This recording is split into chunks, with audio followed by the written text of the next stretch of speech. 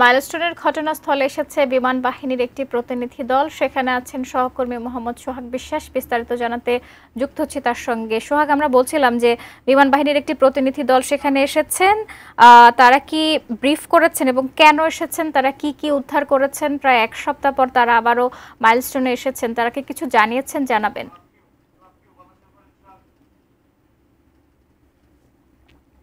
যেমনটা বলছিলেন যে প্রায় এক সপ্তাহ পরও এই বিমান বাহিনীর একটি প্রতিনিধি দল মাইলস্টোন স্কুলের ভেতরে অর্থাৎ ঘটনাস্থলে যেখানে বিমানটি বিধ্বস্ত হয়েছে সেখানে এসেছেন।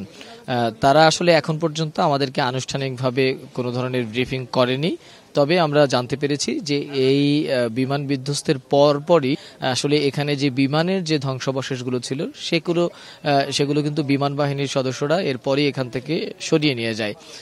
আজকে তারা এসেছেন এখানে ক্ষতিকর কোনো কিছু রয়েছে কিনা। আপনি জানেন যে এখানে বিমান বিধ্বস্ত হওয়ার পর এখানে বিমানের বিভিন্ন তেল সহ বিভিন্ন সামগ্রী এখানে পড়েছিল, ভেঙে বিভিন্ন টুকরা ছিল।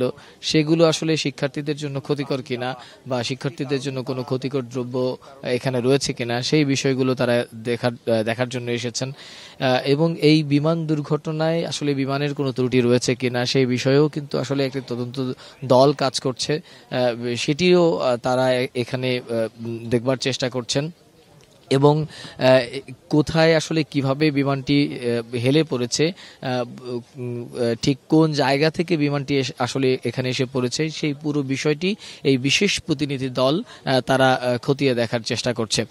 তারা সকালে এখানে এই প্রতিনিধি দলটি আসেন এবং আসার পরেই আসলে এই বিমান দুর্ঘটনা ঘটার পরে উৎসুক জনতা চারপাশে এমনভাবে ভিড় করছিল যে কারণে স্কুল কর্তৃপক্ষ এই ভেতরে প্রবেশে একটি বিধিনিষেধ দিয়ে দেয়, অর্থাৎ এই স্কুলের যে মূল গেট সেটি বন্ধ করে দেয়।